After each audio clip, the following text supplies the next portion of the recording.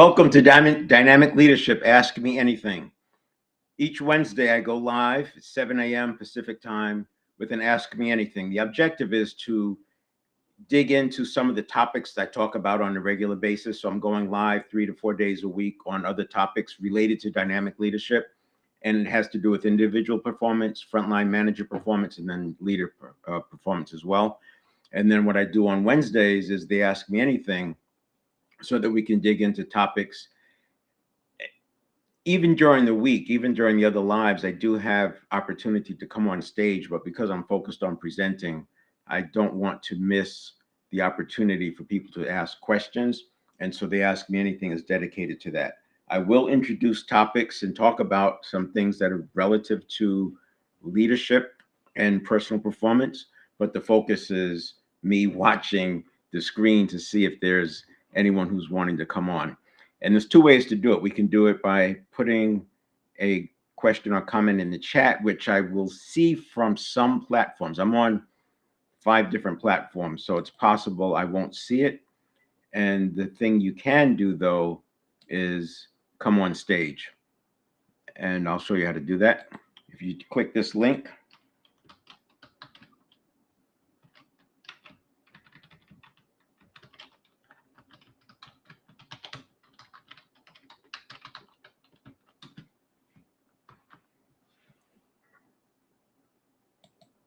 I'll see that, and then I can invite you on stage.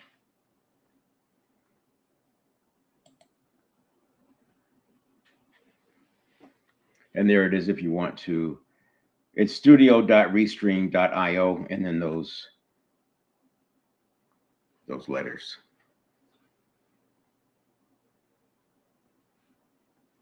What I'll do today, I want to talk about this concept. It's a body of work that came from a gentleman named Alex Charfen. Alex Charfen. Calls it the Billionaire Code Decoded.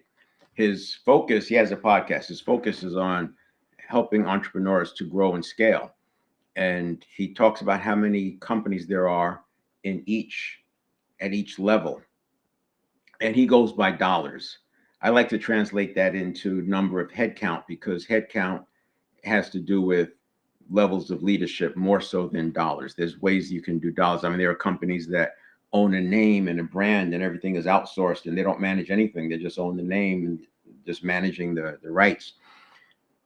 So the dollars don't always translate to what leadership needs are. So I like to look at it from a leadership standpoint, but the message still holds. And I'll bring that up for you.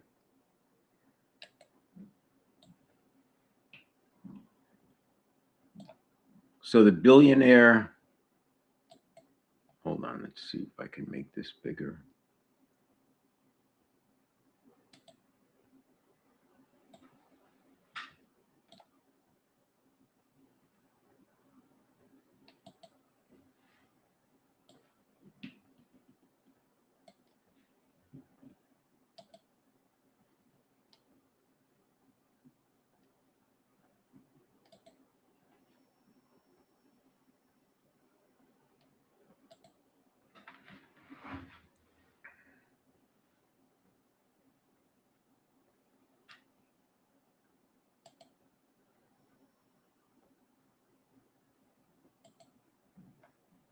All right, Billionaire Code Decoded. And there's his name, Alex Charfen. As I said, he has a podcast.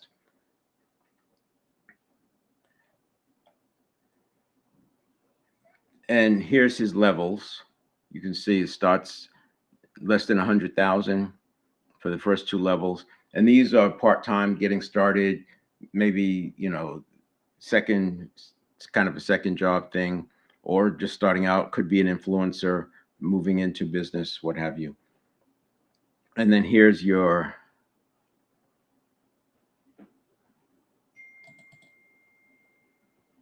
some of the particulars. So the seeker, who am I?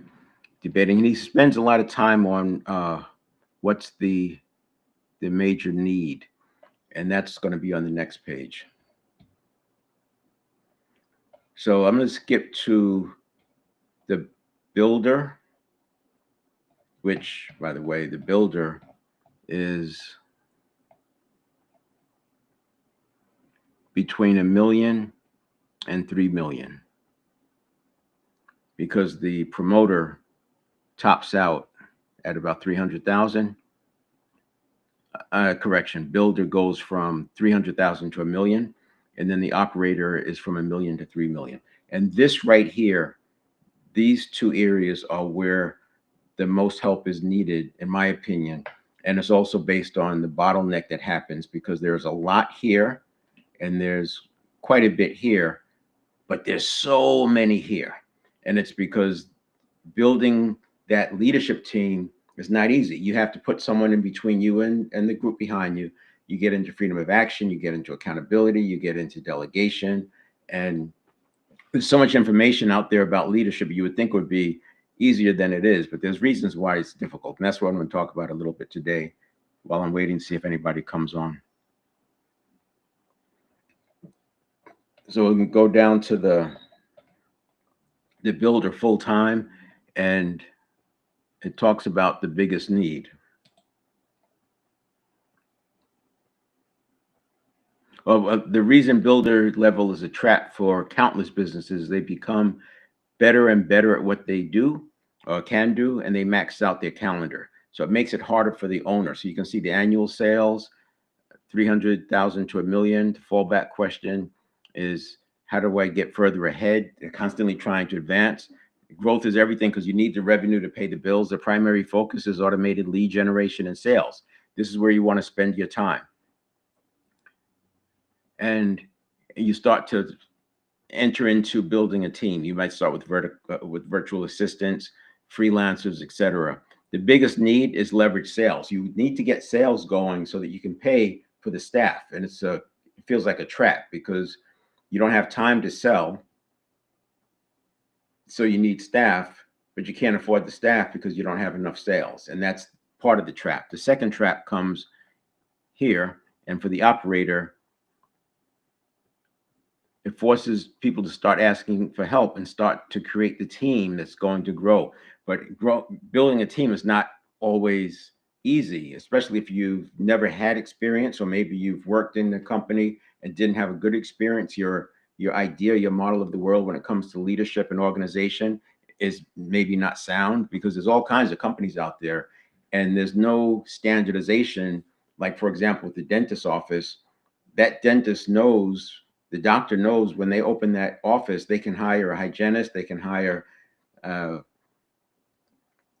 assistant, and those people know what they're supposed to do. They already know, and the teaching is very small. They may have to orient them to the office, etc., but the teaching is very small. When you have businesses, you can have everything from high control to no control. And the employees in that organization, they learn their model of the world early on. And think about it, from 19 to 27 is when a person's prefrontal cortex is being formed. These are the executive functions when they start to learn the parameters, and basically it operationalizes their conditioning. But this is what becomes their habitual patterns happening from 19 to 27. If you learned your organizational understanding in a company that was maybe high control, or on the other end, no control whatsoever, just chaos, that becomes your model of work. And it, as an individual, you want to make sure you understand what you're going to keep and what you're going to let go of. My point in bringing that up here is that for the operator who's having to build a team, they may not have a good foundation to build that team. Now, their annual sales, 1 million to 3 million. This is that big trap area. Fallback question, how does my team get me ahead? That's the fallback question. The primary question is delivery systems. You want to start creating systems, because systems enable the people to show up as their best. If you're just hiring people like a patchwork to solve a problem and a problem and a problem, what you're doing is getting a team that may not work well together. You're getting an organization that may not work well together. So we want to make sure that you're paying some attention to building systems, and the systems create the infrastructure. A simple system could be handoffs. One desk hands off to the next desk, and that desk hands off to the third desk. By thinking of in terms of desks, you start thinking about it as a system. And because you have these handoffs, there's a level of control, because if desk number 3 doesn't get the information, content, output, whatever that they're looking for, then they can start asking questions. So it builds some infrastructure in that way. So I encourage you to look at this. You go to the Billionaire Code. You can find it online. This has been around since 2019. He's probably updated it. You may be able to find it at billionairecode.com. And again, he has a podcast, but he goes on to the leader and the owner. So if you go back to the top and look at what these are, you can see the dollar amounts. So by the time you get to the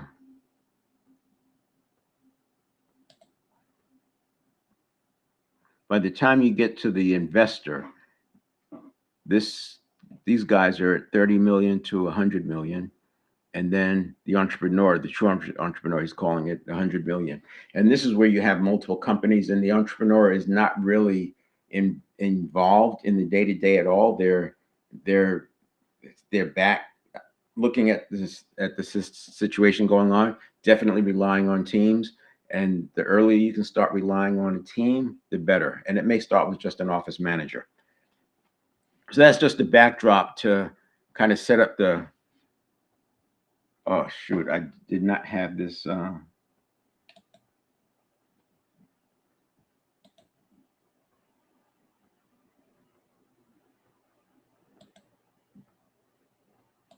So I wasn't sharing the screen. It helps to share the screen. All right, the Billionaire Code Decoded. Alex Charfen, here's his name, Charfen, Charfen. Now, this has been around since 2019. I don't know if it's still on his website, but the website is billionairecode.com, and you can download this. And what he talks about is different levels, from starting part-time and really not having a business, just selling maybe an influence or something like that, dabbling, and then all the way up to the entrepreneur. And the entrepreneur, this is a person who stepped back, a large company, very large business, and they're watching it. So these companies are getting bought out by private equity, to put that in perspective of who these folks are. And then you have the investor who might be investing in a second company, a third company, to get some vertical or horizontal integration. But my focus right now is the builder and the operator, because this is where people get stuck. They get stuck here at the builder level because while they have some lead generation, they have some customers coming in, they don't have the sales processes in place to drive enough revenue to hire a team. And then here, the challenge is getting the team to actually be productive and functional in the context of what the business needs. It's one thing to hire a general manager and maybe a marketing person, but if you don't have an organization around it, it makes it very difficult. One of the things that shows up here very quickly is the lack of standardization across businesses. By that, I mean, if you look at a dentist office as an example, when that dentist starts out, no experience, they open a practice, they hire a hygienist, they hire an assistant, and they may hire a receptionist. And all three of those people know what to do. They're hiring people with experience, so they know what to do. It may not be the best, but compared to not knowing anything, it's huge, and it gets them what they need. They can actually start serving clients, serving patients on day one. Compared to other businesses, if you hire a receptionist or an office manager, you really don't know how they were trained or where they work. They may have worked for somebody rewarded yes people, so they'll never have a point of view. They may have worked where there was no controls whatsoever, and it was the wild, wild west, and that office manager is just putting out fires all the time. You don't know where on that spectrum they learned. And so it's important to understand that, and then to look for experience. So one of the things you can do if you're looking for an office manager is, whether you're in a doctor's office or not, look for office managers who worked in a structured organization, a structured environment, like a doctor's office, a dentist's office, a law practice. Those people will have skills in working with people, but they'll also have systems. They'll have understanding and skills with systems, and they can help you build systems. Auto rental company is another one, because there's a lot of systems and process involved there. So something to think about. And then when it comes to hiring a marketing person, you want to look at their portfolio clearly. But it's easy to hire somebody who has marketing experience, but they don't know how to do the kind of marketing that you want to do. That's what I mean, the lack of standardization. So you have to close that gap. This billionaire code, what he lays out, and my focus is on the builder and the operator. And making the shift from builder to operator requires systems thinking and staff. To make the transition from operator to leader requires even more staff. So these three, builder, operator, and leader, the focus is on hiring a team, building the team, and then structuring it. And when you structuring the team, you also have to organize the work. That's the other thing people miss, is you have to understand how to organize the work, which means you have to understand the strengths of your people, or you could be just pushing a ball uphill. So it's worth it to pull this out. He does it by dollar amount. So if you look up here, you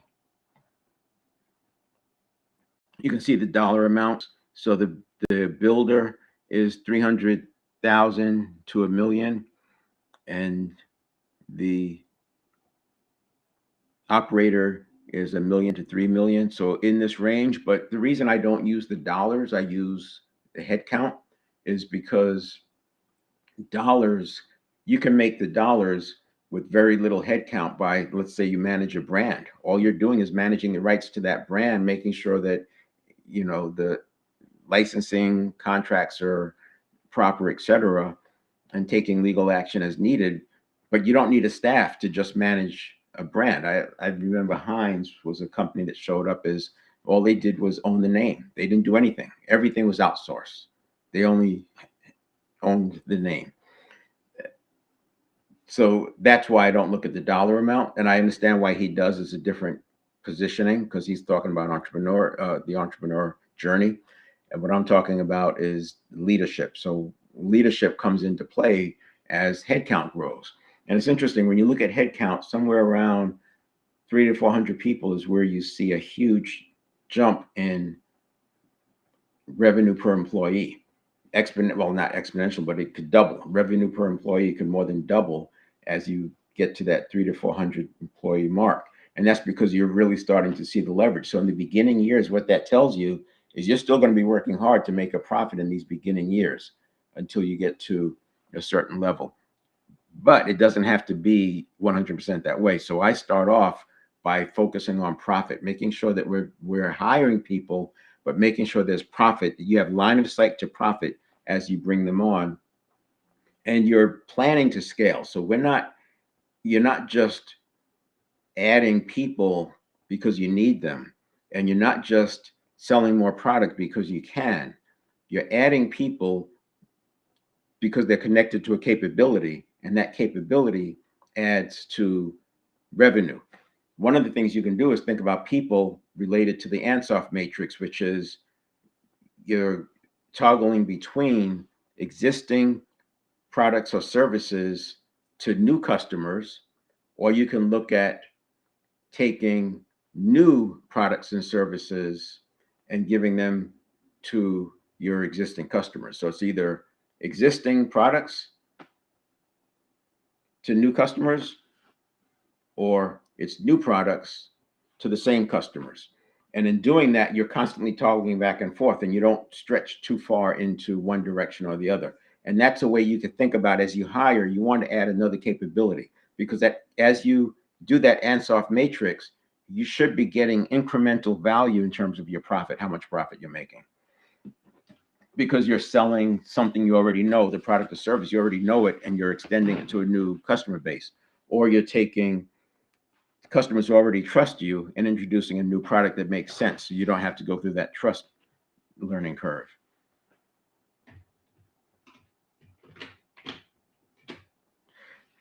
I want to take a look at another reason why I think it makes it difficult sometimes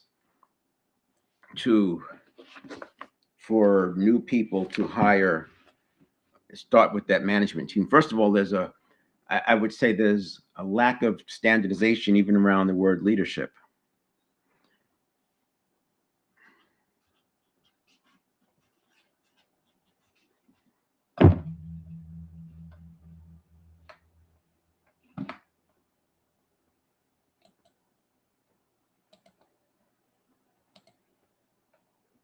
So we can say leader, but what is a leader?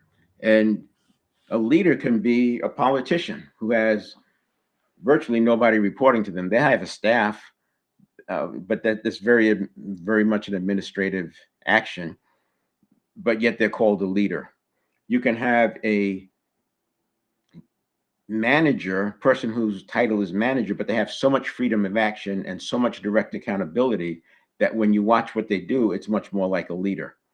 You can also have a president of a company or even a CEO who's reports to a very strong and hands-on board.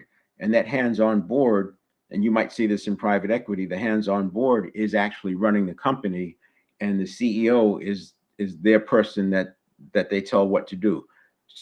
So I look at it as freedom of action.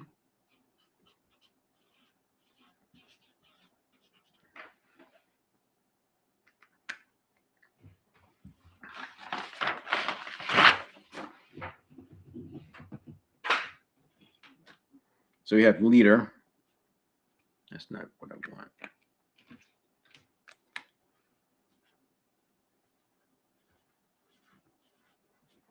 And you have freedom of action.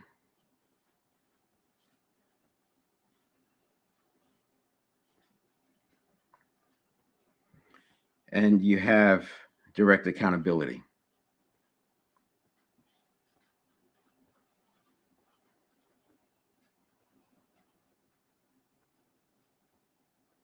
So the more freedom of action you have, the more leadership skills you're going to be using. And the direct accountability is more like the intensity. So if you take a graph and we say that we have high freedom of action and we have broad freedom of action this way.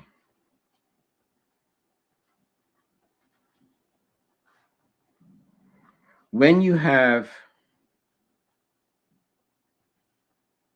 high freedom of action and narrow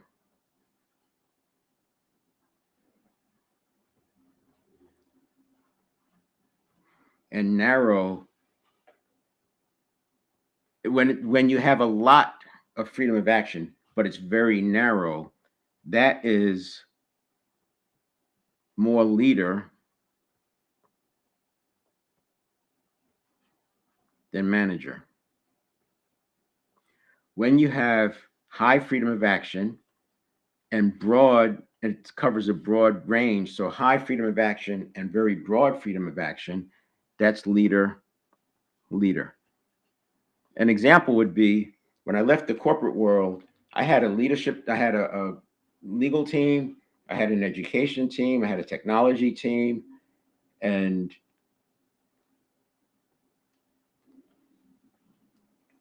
I had business analysts.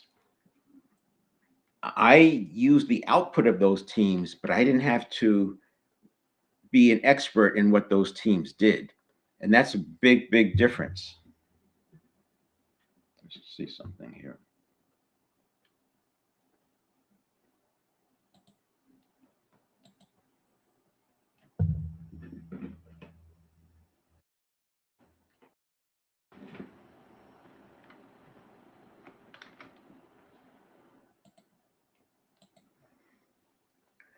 Then when I had my own company, when I had my own business, suddenly I had to deal with everything. I had to do the legal, the marketing, the selling.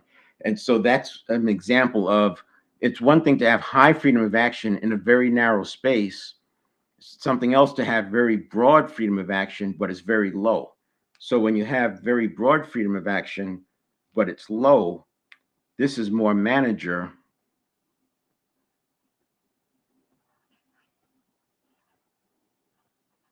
than leader. And then when you have low freedom of action and it's very narrow, this is a doer. The reason I'm drawing this diagram is because you can have a person with a title leader in any one of these boxes, but you have to look at what they actually do. Now, what does that have to do with anything? There's so many books. I remember once looking at the amount of books that, in fact, I'm going to do it right now. I'm just curious. The amount of books on leadership that are written every year. Haven't looked at it in a while. How many?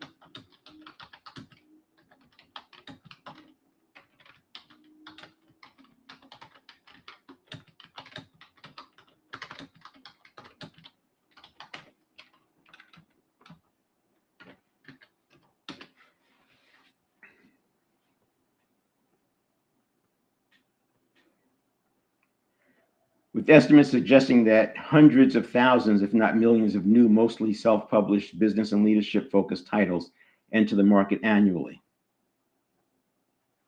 In the US alone, over 1,000 new business books are published monthly. And so the reason I did that is because this.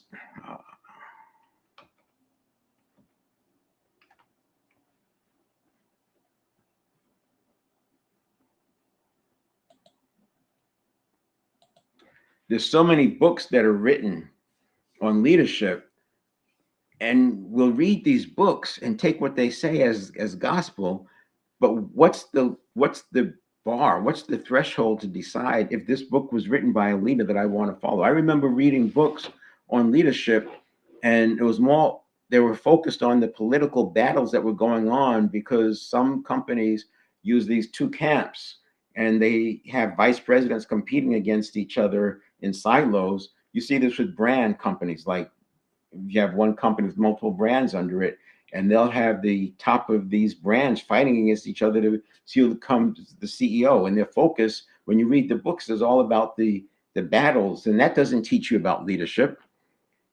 What I would say is as a small business owner, if you want to understand leadership, look at some of your military leaders who are like, I like the special ops, the Navy SEALs, those folks are using real leadership on a day-to-day basis, and there's lives at risk, so they know what works.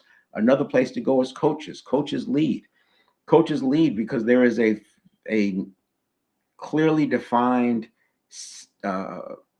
field. You have the field, you have rules, a particular type of game, score, and clock, and then there's freedom of action within that, and the coach is making the decision. Tons of direct accountability. And while they don't have the freedom of action to create just a new field or a new set of rules, they have freedom of action to decide what plays they want. And in this way, they are doing more leading than some of the people who might have read a book, who might have written a book on it. Like I said, the example of a politician, or in the other case, maybe somebody who's reporting to such a powerful board that they never really get to look more than a quarter ahead. And if you're a leader, that leader has to be looking 3 years ahead. Coaches, professional coaches, are talking about 2 and 3 years ahead. They're building a team. They're adding players, and they're letting players go based on this model they're moving towards. They've got the idea of winning a championship in 3 years. So their view is further out. And I would say, as a new business owner, limit the kind of reading you're doing, the learning for leading, to resources that are actually leading and you know they're leading. And that's the reason I drew this diagram.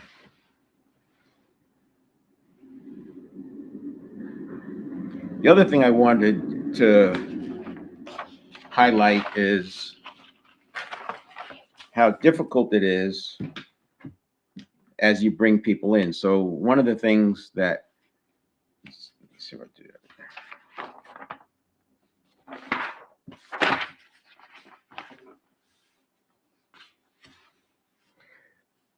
A lot of my work deals with doing things earlier, and that earlier becomes at the habit level.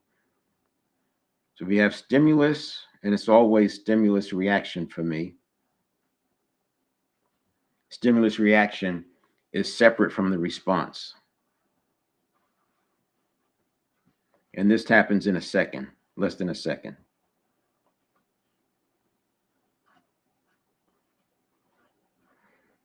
And then you have post response,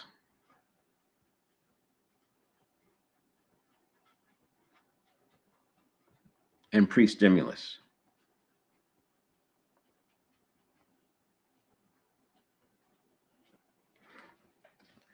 But this pre-stimulus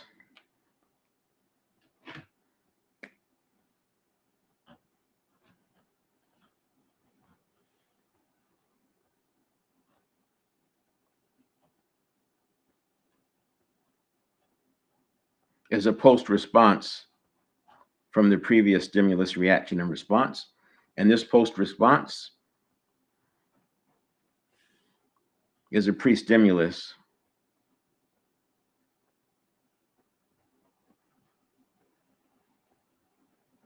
for the next stimulus reaction and response. Now, the reason I break this up into two boxes is because this happens in a half second.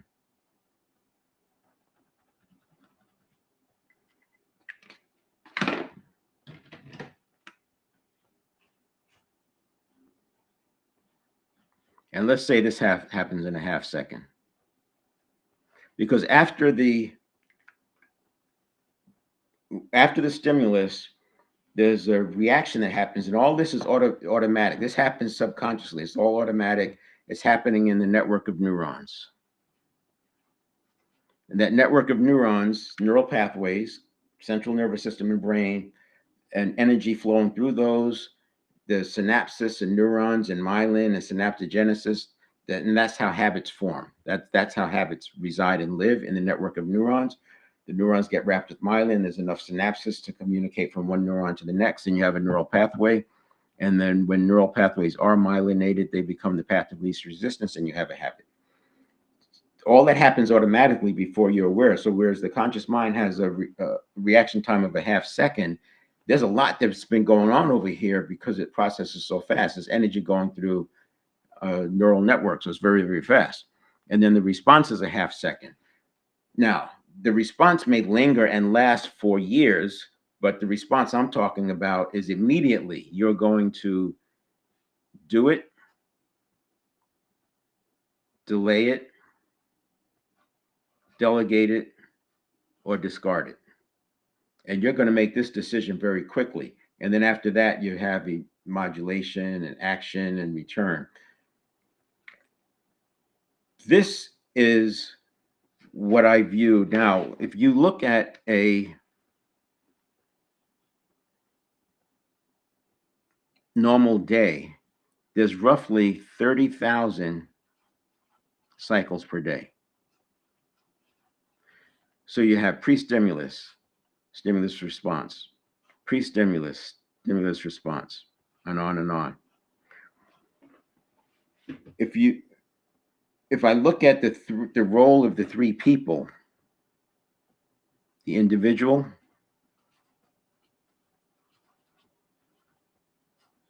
the manager, who I'm talking about as frontline, and the leader, who has managers reporting to him or her, so they have a layer of a layer in between. This person's responsibility is self-regulation.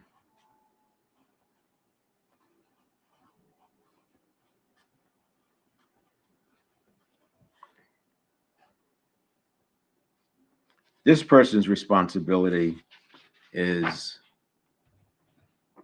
supporting. I don't mean their responsibility to themselves, because they also have to do self-regulation, but in terms of their management role, they are supporting that self-regulation. And at the organizational level, that's coherence. So they are enabling coherence. And then the leader is creating an environment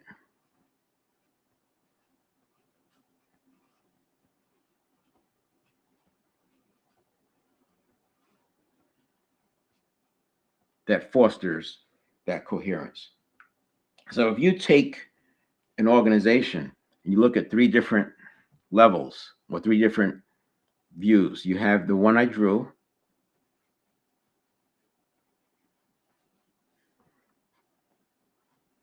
This is coherence. And then you have this one,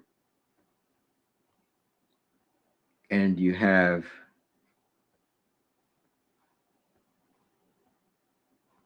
dropping below the zone.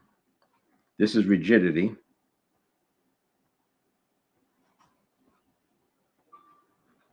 And then you have spiking above the zone. And this is chaos. So coherence,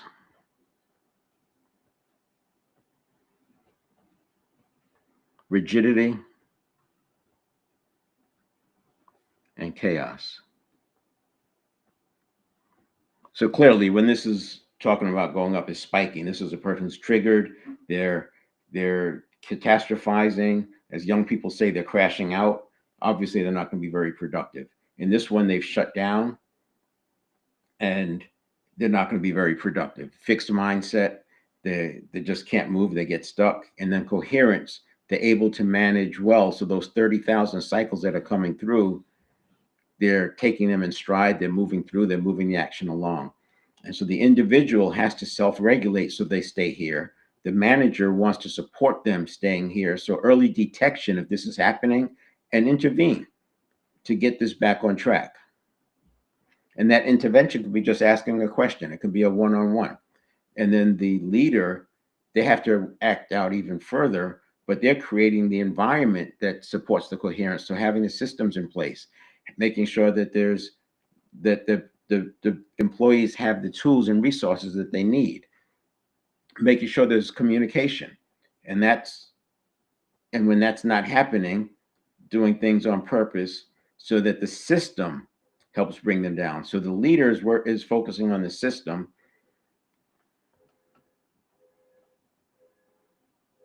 The manager is focusing through one-on-one and helping the people move along their own growth curve. And the individual is working on their own coherence. Early detection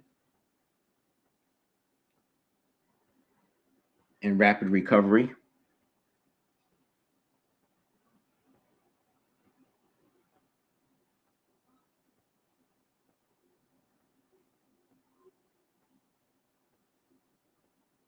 Same thing here. Early detection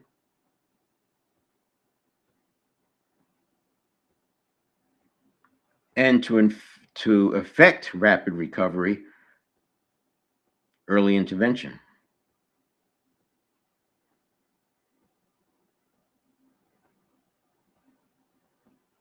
And then the leader is looking at systems and climate and conditions. So they're not just making decisions, they're creating conditions that make it easier for these things to occur. And you could take as a North Star, what you're striving towards is autonomy,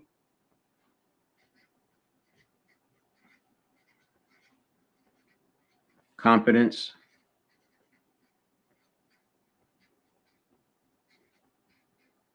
and relatedness.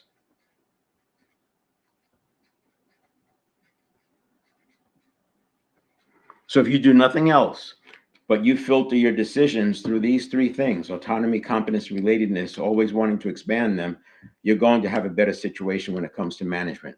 You could distill all of the great leadership work that's been done into these three things by focusing on them. I wouldn't stop there, but that's certainly a good place to start. All right, I don't see anybody coming on. I have left this open a little bit longer than I typically do, but I will do it again next week, Wednesday morning, 7 a.m. Pacific time. Ask me anything.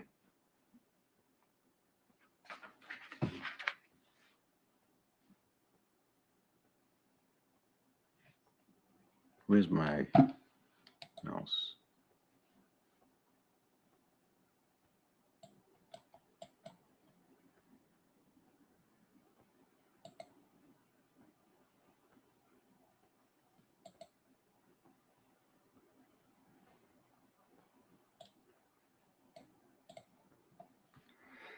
And before I turn off, let's do this.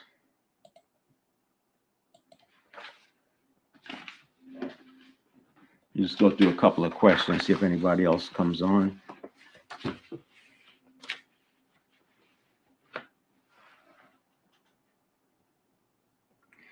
All right, here's a question. This is leadership related. How do you correct reactive behavior without attacking identity? So one of the challenges is reactive behavior is one of the most difficult behaviors to change without understanding what's going on. There's three kinds of habits. There's behavioral habits, reactive habits, and identity habits.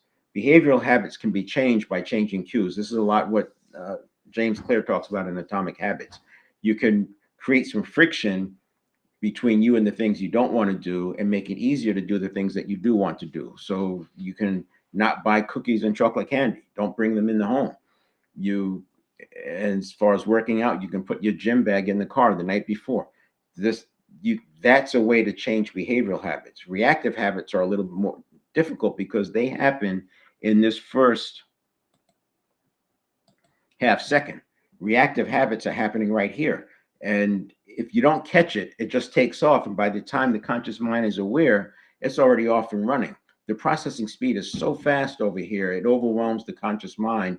And this is where you get that crashing out or the people getting triggered or catastrophizing. It just starts cycling up so badly. So reactive habits, the way the question is worded, how do you correct reactive behavior without attacking identity? The way to start is by not dealing. First of all, you want to get prevention, but you can't address it during the reactive behavior because they're already acting out of associations. They're reacting to their own reactions, which is internal. This is where you have a one-on-one, and I highly advocate doing start, stop, continues. So the start, stop, continue is a form of a checkpoint. It's a feedback system, but you do it two-way. You first ask the person in the context of creating a high-performance environment, what are some of the things that we as an organization should start doing, in your opinion? What are some of the things that we should stop doing? And then what are some of the things we should continue doing? Now, a lot of times they won't give you an answer because they feel like you're going to hold it against them, but that's all right. You just keep doing it. And after the second or third time, and word gets around that you actually do something about what they tell you that's helpful, then you get more feedback, but give it time. But then you do a start, stop, continue for them. You do the start. Here's what I'd like to see you start doing. Maybe in the case of reactive, it's here's what I'd like to see you start doing. When you're feeling that anxiety or anxiousness coming up, that trigger that's coming up, it's time to just take a pause. It's okay for you to pause. We don't need answers right away. There's very few things that we didn't need an answer on where a few minutes is going to hurt us. So be comfortable taking a pause and just saying, I want to think about that a little bit, because we don't want you to interact from a reactive standpoint. That would be a start.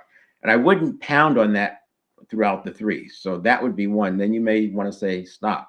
The stop is you don't have to be, so now I'm kind of giving them help. You don't have to feel like everything that is asked of you, you have to do. You have your job responsibilities and you know what you're supposed to do, and you have the right to say no. So you can stop doing and pursuing everything that someone gives you unless they're your boss.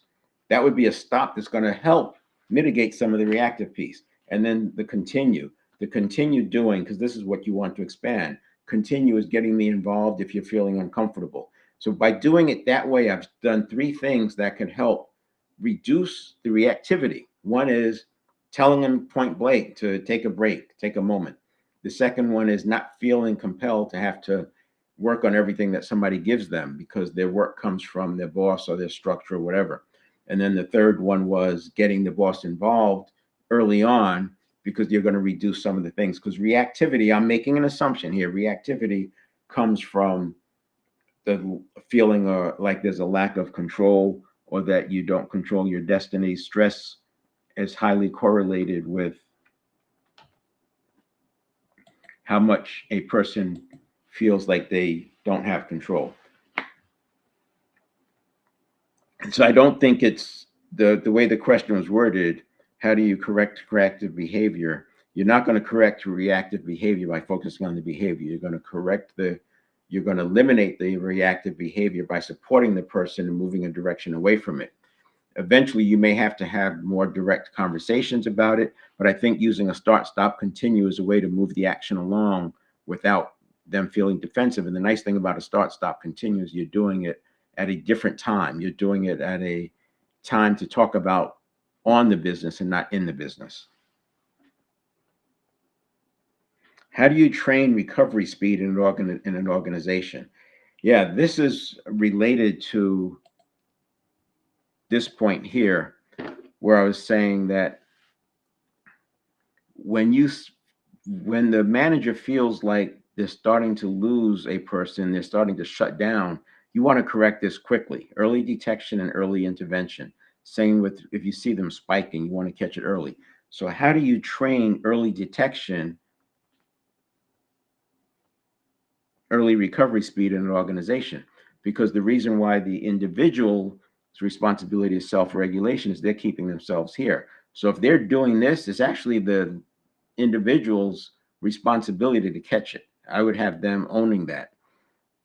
So one of the ways you can do it is by flat out saying that you're responsible for your own self-regulation. But in terms of the speed, it's interrupting rather than moving on. So remember, this reaction comes within a half second. You'll see the signal, but it doesn't turn into a narrative for seconds and maybe minutes later. That impulse is just an impulse, telling tension or feeling like, they're offended. But the initial impulse of feeling offended is not the narrative of being offended. It's not the thing that they're going to defend until seconds, minutes, or maybe hours. So by intervening there, you're going to slow down those future outcomes. But in terms of training recovery speed, you have to start with the leadership. The leaders have to model it. They have to model it. And the easiest way to model it is taking time before you respond and learning to have a poker face when you get a stimulus, and then making a conscious decision to do it, delay it, delegate it, or discard it. And, everyone has the right to delay something for a few seconds or minutes till they could think about it. If the stimulus is coming from the outside, it wasn't your idea to introduce the stimulus unless you're asking for it. But everyone has the right to take a pause and spend some time. And so the way to train the recovery speed is staying in coherence a larger percentage of the time. The more you're in coherence, the more you're going to have a faster reaction or a faster recovery, because you're not hijacked. Hijacking goes with slow recovery. Coherence goes with fast recovery. So rather than focusing on the recovery itself, I would say focus on having coherence in your organization. All right, I'm going to leave it there. We'll tune in again next Wednesday. Ask me anything. And Friday, I'll be talking about the executive view of dynamic leadership.